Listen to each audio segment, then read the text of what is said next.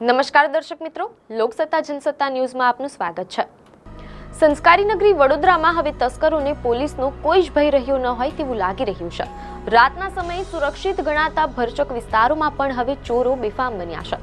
વડોદરાના હાર્દ સમાન દાંડિયા બજાર વિસ્તારમાં તસ્કરોએ રાત્રિના સમયે એક મોટી ચોરીની ઘટનાને અંજામ આપ્યો છે। વડોદરા શહેરમાં હવે તસ્કરોને જાણે પોલીસનો ભય નથી રહ્યો। રાતના 11 સાડા 11 વાગ્યાની આસપાસ આ દાંડિયા બજાર જે ભરચક વિસ્તાર છે ત્યાં કોર્પોરેશનના રોડ ડિવાઈડર જે બનાવવામાં આવ્યા છે, ફૂટપાથ બનાવવામાં આવી હતી, ત્યાં નીચે જે BSNLના અલગ અલગ કંપનીઓના કેબલો નાખવામાં આવેલા હતા, જેમાંથી BSNL ડેડલાઇન જે બંધ પડેલી લાઈન હતી એના કેબલોની ચોરી કરવામાં આવી છે। આપ જોઈ રહ્યા છો તે મુજબ અહીંયા વાયરો કાપી નાખવામાં આવ્યા છે। પ્યોર કોપરના વાયરો છે, જે વર્ષો જૂના વાયરો છે, એ પ્યોર કોપરના છે, બહુ મૂલ્યવાન વાયરો હોય છે।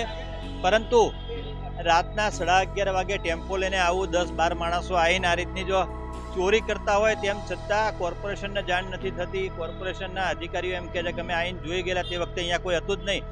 જ્યારે અહીંયા પાણી ભરાવાની સમસ્યા થશે, ચોમાસું ગમે ત્યારે વરસાદ પડે એવું છે, ત્યારે આવી પરિસ્થિતિમાં જો આ ખાડાઓ જલ્દી પૂરાય નહીં તો રહીશોને પણ અહીંયા રહેતા રહીશોને પણ મુશ્કેલીઓનો સામનો કરવો પડે તેવી પરિસ્થિતિ છે। ત્યારે અત્યારે નાયબ કાર્યપાલક ઇજનેર આપણી સાથે છે મોલેશભાઈ, શું કહેશો, કઈ રીતની ઘટના હતી ને શું જાણવા મળે? અંદાજિત 2 દિવસ પહેલાં આગળ જે સયાજી રેડિયો હાઉસ આવેલું છે ત્યાં ગાડી પ્યોર બ્લોક ખોદીને ખોદાણની કામગીરી થયેલ હતી।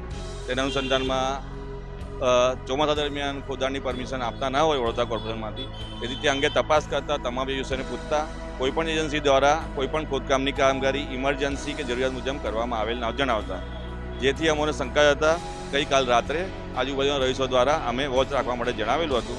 તેથી વોચ રાખતા રાતે અજાણ્યા ઇસમો કામ કરવા આવતા તેઓને પૂછતાછ કરવા જતા તેઓ કામગીરી અધૂરી મૂકીને ભાગી ગયા છે।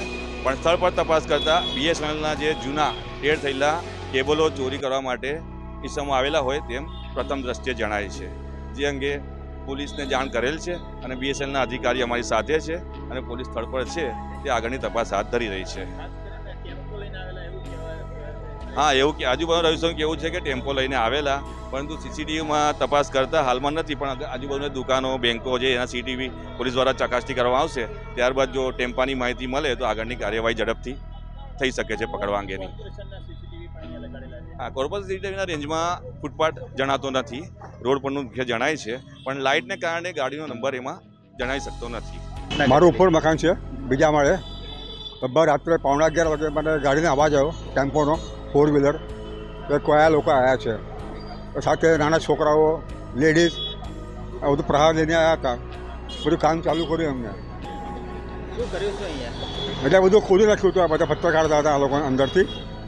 તો મેં એની પૂછ્યું તમારે વર્ક ઓર્ડર તો આમ કોઈ હિન્દી નહીં હતા, ગુજરાતી કોઈ બી નહીં હતી। એ પછી મેં પૂછવાનું છોડી દીધું। એટલે અમને ત્રાસ પડ્યો એટલે અમે પૂછવું પડશે ને કોણ આવે છે, ક્યાંથી આવે છે, તમે વર્ક ઓર્ડર આપ્યો છે, તમે કામ કરો ને યાર। જોવું એ રહ્યું વડોદરા શહેરમાં લાગેલા CCTV જો આ રીતના કારગત ના નીવડતા હોય લાખો કરોડો રૂપિયાના ખર્ચ બાદ પણ, તો કોર્પોરેશને આ બાબતે વિચારવું રહ્યું। જો મોડી રાત્રે ધમધમતા વિસ્તારની અંદર આવી રીતે કેબલની ચોરીઓ થાય, રોડ ખોદી નાખવામાં આવે, ત્યાં સુધી તંત્ર કુંભકર્ણની નિંદ્રામાં પડ્યું હોય ત્યારે નાગરિકોએ જાગૃત થવાની જરૂર છે। હવે આગામી દિવસોની અંદર ગમે ત્યારે ચોમાસાની પરિસ્થિતિ છે, તેવા સંજોગોમાં કોર્પોરેશનનું તંત્ર કેટલા ટાઈમમાં કામગીરી પૂર્ણ કરે છે તે પણ જોવું રહ્યું। 2 દિવસ અગાઉ પણ તસ્કરો દ્વારા અહીં પેવર બ્લોક ખોદવામાં આવ્યા હતા, છતાં કોઈ પગલાં ન લેવાતા તસ્કરોના હોસલા બુલંદ થયા છે। હાલમાં પોલીસે ઘટના સ્થળે પહોંચીને તપાસના ચક્રો ગતિમાન કર્યા છે, પરંતુ હવે જોવાનું એ રહેશે કે આ શાતીર ચોરો ક્યારે પોલીસના સિકંજામાં આવે છે।